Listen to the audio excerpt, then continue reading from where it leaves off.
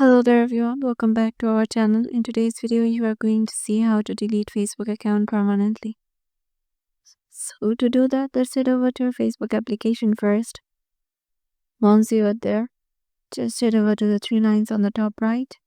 And from here, head over to the settings. And in here, go to account center.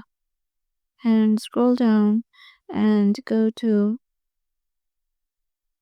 personal details. And in here, go to account ownership and control. Now go to deactivation or deletion. Now select your Facebook application or Facebook profile. Now select the delete account option. It says when you delete your account, your main profile and everything else that you have added will be permanently deleted. You won't be able to retrieve anything that you have added. All additional profiles, Messenger and all of your messages will also be deleted. So tap on continue and tap on continue again. And here, just give any reason that you want to delete your Facebook for. Tap on continue and tap on continue again. Now scroll down and tap on continue.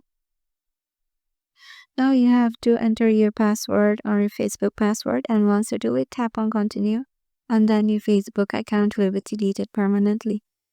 But there will be a 30 days buffer time. You can, if you change your mind, you can just log back in again and the deletion process will be stopped.